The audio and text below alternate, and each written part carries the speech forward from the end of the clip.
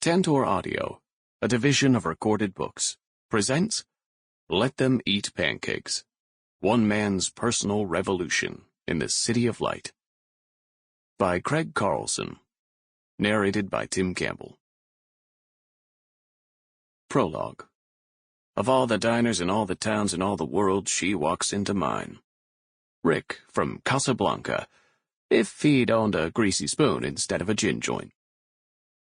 Is it possible to order pancakes at this hour? A preppy Parisian customer in his early 30s asked en français, his voice hushed, as if conspiring to do something naughty. Mais bien sûr. Of course, I said. Why would you think otherwise? Because pancakes are for breakfast, he said, leaning forward the way French people do whenever they're making an important point. And right now it's 2 p.m. Lunchtime. But you're in an American diner, monsieur. I flashed a devilish grin.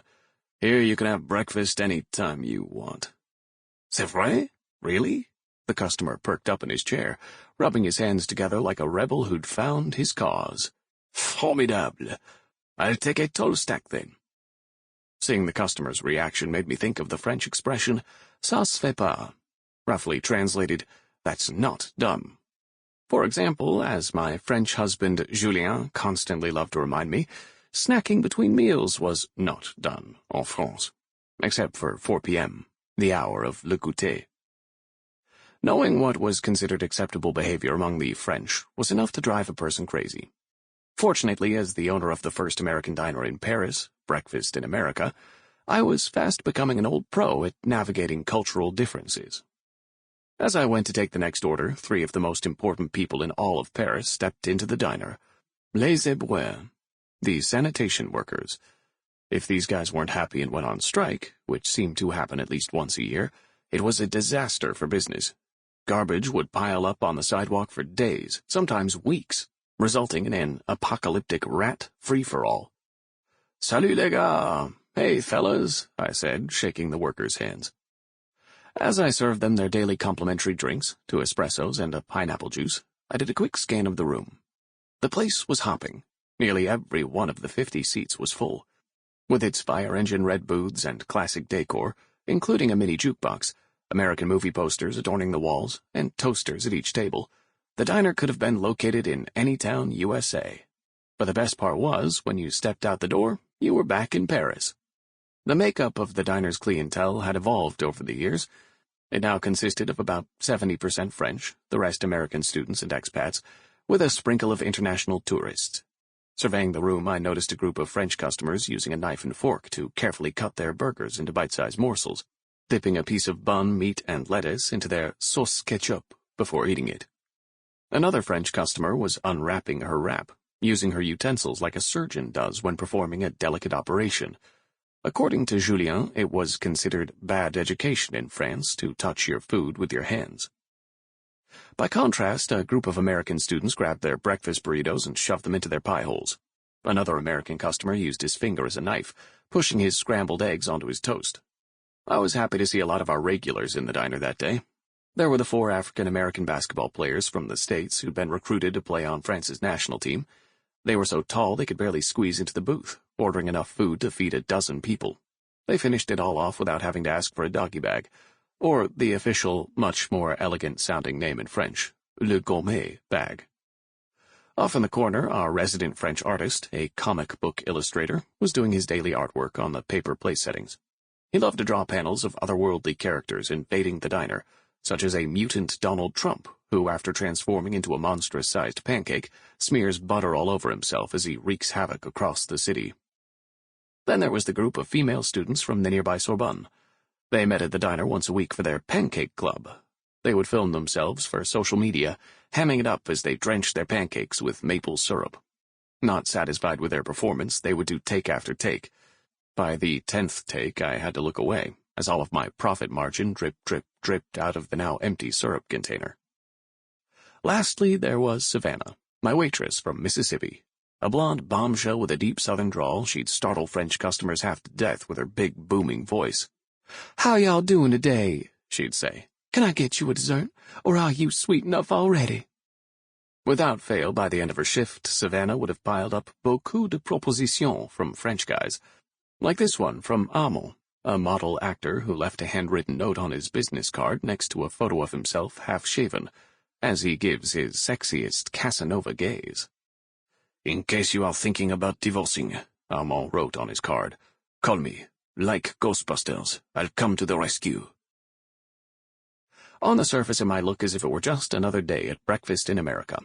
Except for Amel, since when did a French dragueur, player, wait until a woman was divorced before pursuing a liaison amoureuse with her? But behind the scenes it was a different story. I wasn't actually supposed to be working on the floor that day. For the past 13 years I'd been trying to step back from the day-to-day operations and direct things from on high, like a regular business owner would do. But as Al Pacino famously said in The Godfather Part 3, "Just when I thought I was out, they pull me back in."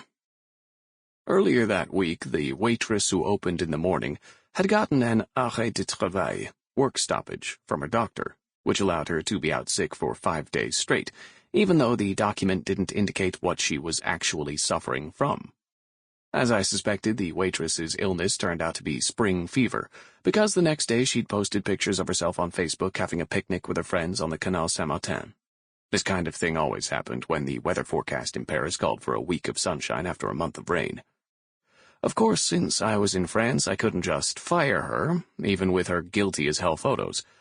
Instead, I'd have to put a dossier together, which could take months, if not years, before a verdict was reached, which 90% of the time ended up favoring the employee.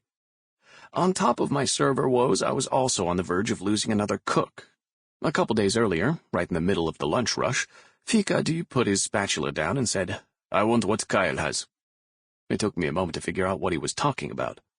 Kyle, a fellow cook at the diner, had just started a year's worth of paid leave after siring his second child. "Oh, do you mean paternity leave?" I asked, putting two and two together. "Yes, that." "Well, Ficadu, to get paternity leave, you have to have a child first." "But I am having a child." This was news to me. With all the gossip flying around the diner, I knew a lot about my staff's personal lives, sometimes too much. "But doesn't your girlfriend live in London?" I asked. Ficadu nodded. I chuckled slightly as I stated what I thought was the obvious. "Well, I'm pretty sure to get French paternity leave, your child has to be born in France." Just to be safe, I called my accountant. She was my first resource when it came to all questions involving France's complicated labor laws. "Looks like your cookie's more on top of the latest developments than we are," she said. After consulting the government's website, my accountant discovered that a new law had just been passed with very little fanfare. Not only did Ficadu not have to live in the same country as his baby in order to get paternity leave, he didn't have to be the biological father, either. "He can declare himself the concubine of the baby's mother," my accountant said, "and still qualify for full benefits." Apparently in France, concubines come in both male and female. All this and much more was swirling around my head when she walked in. "I'm looking for Craigie," a kindly voice said to Savannah. I turned around to see a woman in her 80s standing in the doorway. She was wearing a flowery blouse, her ashen hair cropped. I recognized the Irish glint in her eyes immediately. "Mrs. O?" "Boy, am I glad I found you," she beamed. "Me too," I said, giving Mrs. O a big American hug. At that moment I felt so thankful my waitress had faked being sick. Otherwise I might have missed one of my favorite teachers of all time. "Can you believe it's been 35 years?" she said. "No, I can't," I said, although after my rough week I was starting to feel my age. "What brings you here?" I asked. Mrs. O explained that she was in Paris for a kind of mini-family reunion, meeting up with her daughter and son-in-law who lived in Spain. In her hand was a rolled-up copy of my hometown newspaper, the very same one I delivered as a paperboy. She flipped to the page where there was an article about me. "You've become quite the celebrity back home," she smiled. According to the article, the whole town was abuzz ever since they learned I'd be coming back for a presentation of my book, Pancakes in Paris, in just a couple of months. "Your story is such an inspiration," Mrs. O continued. "Did you ever imagine that one day you'd be in Paris, living your dream?" Just then there was a loud crash in the kitchen. After a moment, Savannah's voice could be heard shouting across the room, "I'm all right, y'all. Nothing's broken." Then there was a pause. "Not on me, anyways." I looked at Mrs. O and smiled. If only she knew. That night over dinner, Julien and I talked about our upcoming trip to the States. The thought of going back to my hometown conjured up old feelings from my tumultuous childhood. Julien seemed to pick up on it right away. "Ça va? You okay?" he asked. "You seem a little anxious." "Yeah, maybe a little." "Why?" "Back when I was a kid, nobody liked me." "Why would you say that?" "Because Todd Ferguson told me so." I recounted the story of when I was in the 4th grade. Having come from the wrong side of the tracks, from a neighborhood that was ironically named Frenchtown, I was convinced that the other kids in my class hated me. But my sweet maternal teacher, Mrs. Robitaille, said I was being silly. "Everybody likes you, Craig." I really wanted to believe her. Then one day during recess, I stood on the sidelines while all the other kids played kickball. I wanted to join them so badly, but was afraid to ask. I then recalled what Mrs. Robitaille had told me, building up the courage to ask Todd Ferguson if I could play with him. "No," he said. "Why not?" "Because nobody likes you, Craig. Mrs. Robitaille just told us to be nice to you." I turned and ran away from school, hiding out in an empty church until a kind stranger found me and brought me back home. "Wow, that's harsh," Julien said. "Yeah, but the craziest part is, after the article came out in the newspaper, Todd Ferguson sent me a friend request on Facebook." Julien and I couldn't help but laugh at that one. After a moment, my cheri took my hand and looked at me with his deep brown eyes. "Forget that Todd guy, mon petit," Julien said. "He's an imbecile. Besides, you're not the same person you were back then. You're practically French now." Was I really? I wondered. And if so, how had living in Paris all these years changed me? And, more importantly, would I ever be truly French? Part 1. Living in France. 1. The cobblestone. The French love their revolutions. This was never more evident than in the spring of 2018, when all throughout Paris exhibits were set up to commemorate the 50th anniversary of the student protests of May 1968, or Mai 68, as it's referred to here. To mark the occasion, I went into the diner's cellar and retrieved an actual remnant from that tumultuous time, a 200-year-old cobblestone. As I picked up the heavy chunk of rock, I could literally feel the weight of history in my hand. Like a meteorite that had fallen to earth from some distant time and place, the cobblestone was a direct link to that seminal period when French society radically changed, seemingly overnight. The story of how I came into possession of the cobblestone began in 2001. I just returned to the States after working for a year on a kids' TV series co-produced in Paris. Knowing how much I loved breakfast, my nickname was the Pancake Kid after all, my friends took me to my favorite coffee shop in downtown L.A. The moment the waiter brought me my ham steak and eggs, hash browns, buckwheat pancakes, and sourdough toast, I stared at my breakfast feast and said, "This is the one thing I missed in Paris." That's when I had an epiphany and decided to open the first American diner in Paris. My friends who were with me that day thought I'd completely lost my mind. They gently pointed out that A, I'd never owned my own business before, let alone a restaurant, the riskiest business of them all, and B, I chose to open my diner in a foreign country with a foreign language, which also happened to be the culinary capital of the world. Yeah, whatever, I said, undeterred. And the French don't eat breakfast, and I don't cook. Your point being?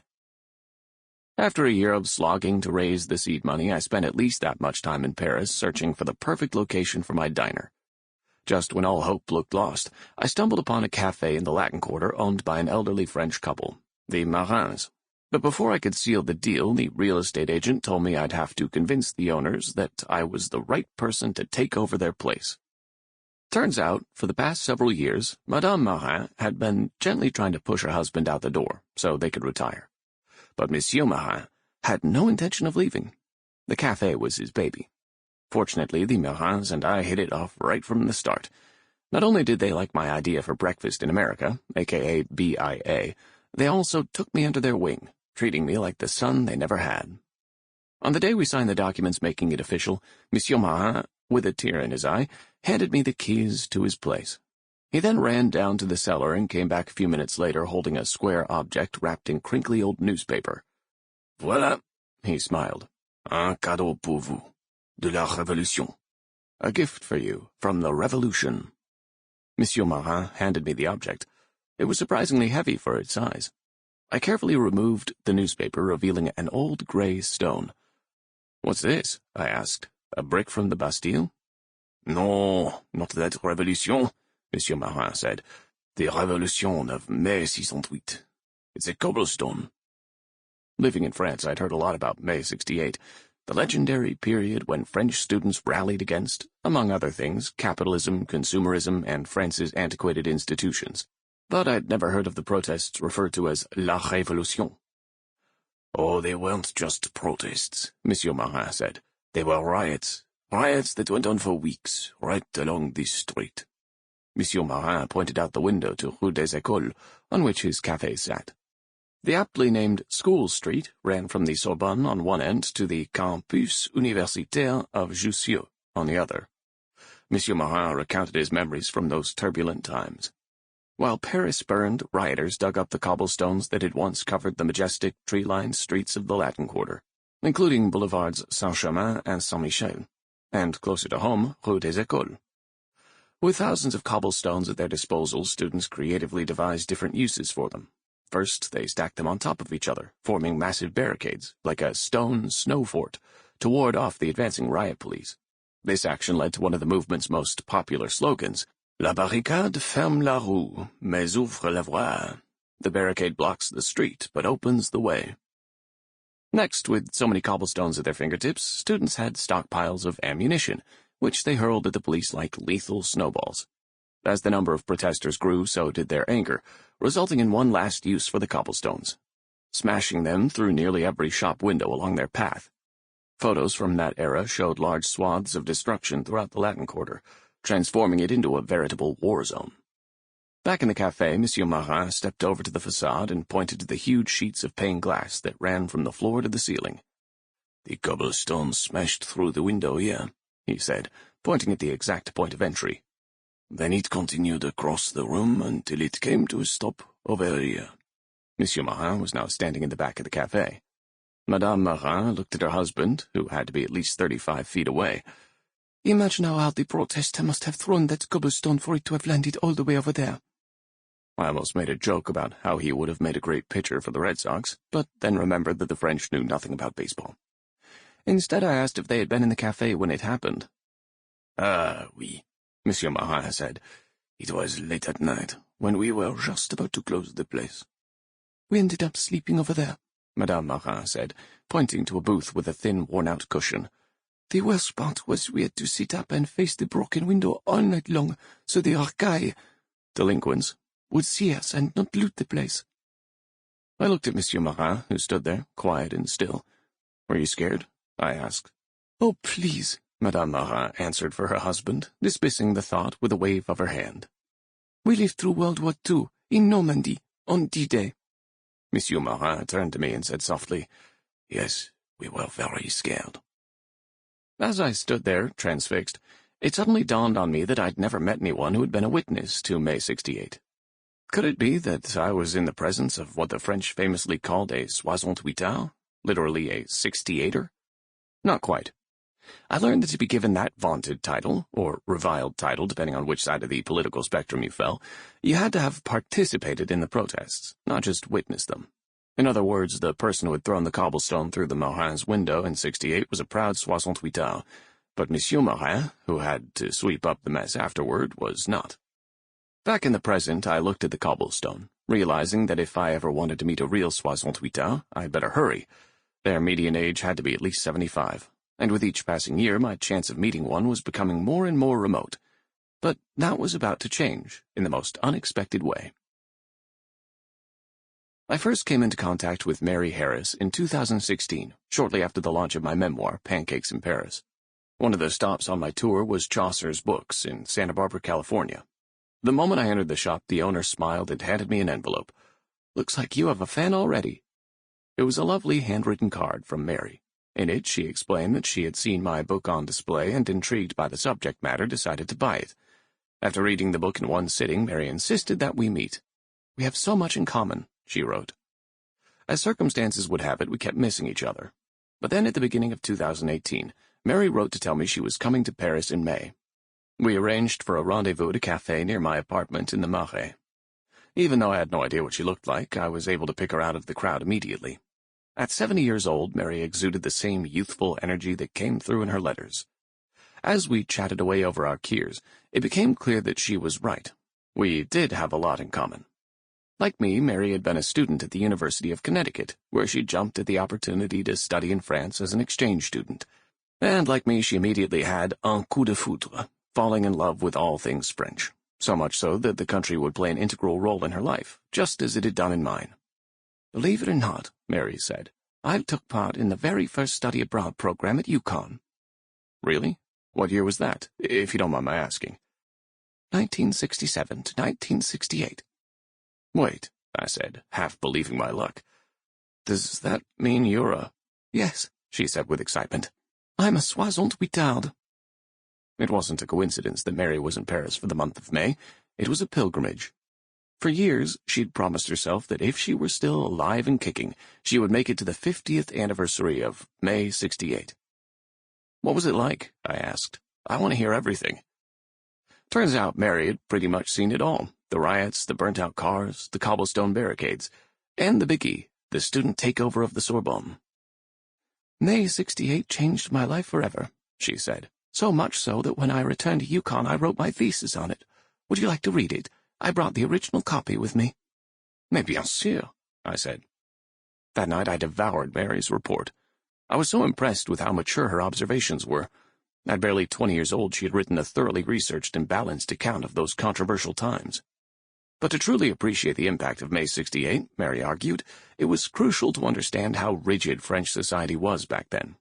For example, before 1968, university students had no direct contact with their professors. They were required to sit in total silence in large lecture halls as les profs droned on from the podium. "When I told French students how different it was at American universities," Mary said, "they kept asking me, 'You mean you're actually allowed to ask your professor a question?'" Outside the ivory towers of les universités, the rest of French society was just as stern. Before 1968, women weren't allowed to wear pants to work, and if that same working woman wanted to open a bank account, she had first to get written permission from her husband or father. On a personal level, I was shocked to learn that homosexuality was a crime in 1968, and as a business owner I had no idea that back then workers could actually be fired. "Things were so different in 1968, Mary said. "You couldn't even sit in the chairs at the Jardin du Luxembourg if you wanted to." "What do you mean?" Mary went on to explain that if you sat down in one of the iconic green metal chairs scattered around the park, an old lady with a ticket machine would suddenly appear out of nowhere and charge you 20 centimes. "We students said, 'Enough is enough,'" Mary exclaimed. "After a long day in class, we should be able to sit in the park for free." I couldn't help but think of the valued tradition in France of being a flâneur, which is the art of sitting around for hours doing absolutely nothing. No wonder French students were outraged. Messing around with their right to be idle was bound to backfire. Like the British colonists in Massachusetts and their fondness for tea, sometimes it's the little things that can lead to a revolution. This got me thinking. Was it possible for an American to be a soixante-huitard, or was that distinction reserved for the French only? "Oh, all of us students were soixante-huitard, no matter what country we came from," Mary said. "You have to realize, we were part of an international movement. Protests in the U.S. influenced protests at the Sorbonne, and vice versa. After May 68, I returned to the States as an activist, protesting against the Vietnam War and fighting for women's rights." But the movement wasn't without its casualties. Mary recalled an American student who, after having been hit by a rubber bullet near the Sorbonne, was blinded in one eye for the rest of his life. "How can anyone say that American student wasn't a true soixante-huitard?" Talking with Mary, it was impossible not to feel the impact that that period had on her life, as well as the lives of countless others. All the more amazing considering how short-lived the Révolution was. By May 30th, the demonstrations had reached their peak. However, this time they weren't led by rioting students or the striking workers who joined their ranks. Instead, over 500,000 pro-government counter-protesters marched down the Champs-Élysées, culminating in a landslide re-election victory for President Charles de Gaulle in June. Just as quickly as it was ignited, the flame of revolution was extinguished. Life in France, as they say, returned to normal. Or had it? Opinions on this subject are as varied as the number of cheeses in France. Jean-Paul Sartre, the famous French philosopher, said that what was important about May 68 was that the action had actually taken place at a time when everyone judged it to be unthinkable. By contrast, the renowned French sociologist Jean-Pierre Le Goff, who had been a militant soixante-huitard as a student, eventually had a change of heart, lamenting that, "After May 68, we lost a sense of collective responsibility, leaving behind a legacy of narcissism and cynicism." Others called the month-long clash between students and police a case of French psychodrama. My French mother-in-law, who was living in Dijon at the time, formed her opinion from reading newspaper articles, since there was very little TV coverage of the protests on the national news.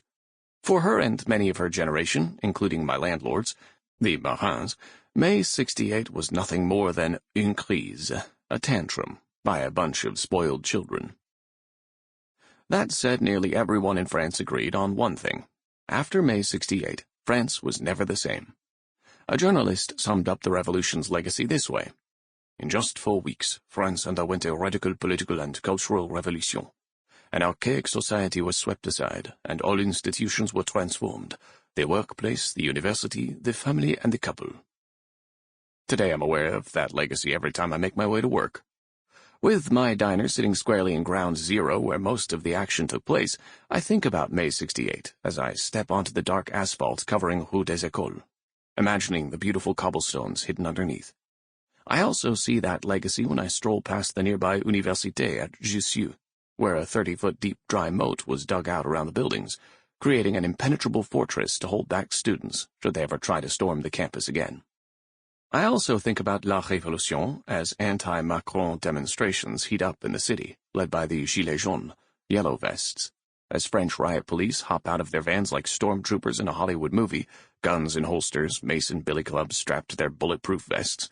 American tourists stare at them, freaking out, while stoic Parisians go on about their business as if it's just another day. Watching the demonstrators march past, carrying signs and chanting slogans against the tiniest of President Emmanuel Macron's economic reforms, a thought occurs to me. How ironic that in 1968 protesters marched for radical change, but in 2018 they marched to keep the status quo. I continue to think about the legacy of 68 when I arrive at my diner and see the long line of customers, most of whom are French. Back in 2003, when I first opened Breakfast in America, there was a clear generational difference between French customers, who were 35 years and older, versus those 35 and under. The younger generation seemed much more willing to give American grub a try, whereas French people over 35 would stop in the doorway, see that my diner was an American joint, then promptly turn around and leave. As I'm wont to do, I did the math. Sure enough, 35 years before I opened my diner just happened to be 1968. I know it's a stretch, but could it be that the breakdown of French society brought about by the events of May 68 helped pave the way for Breakfast in America? I think about this as I enter my diner and find out that my cook hasn't shown up for work for the 6th straight day. Thanks to the events of June 68, when the French government secretly negotiated with labor unions granting workers unprecedented wage hikes, generous benefits, and strict job protection, I'm unable to fire him. As for my personal life, perhaps the greatest legacy of May 68 was how it opened the door for gay rights, which now allows me to go home after work and bitch to my French husband about how screwed up French labor laws are.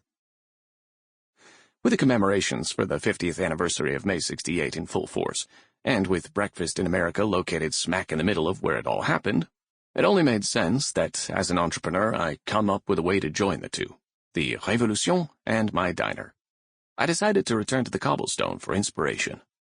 As I carefully unwrapped the brittle newspaper encasing it, I noticed that the old chunk of rock seemed to have aged considerably since Monsieur Marin had given it to me 15 years earlier. It was now all pocked up and dirty, not at all like I'd remembered it.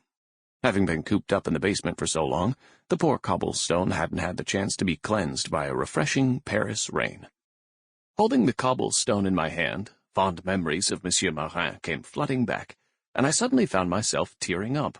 Alas, my kindly landlord didn't make it to the 50th anniversary of May 68, having passed away 9 months earlier. In homage to him, though, I believe I've finally come up with something that would make him proud. With a world spinning out of control, mired in extremism and dangling on the edge of uncertainty, I have decided to put Monsieur Marin's cobblestone on display in my diner. It will be housed inside a plexiglass box with a little metal hammer. Sample complete. Ready to continue?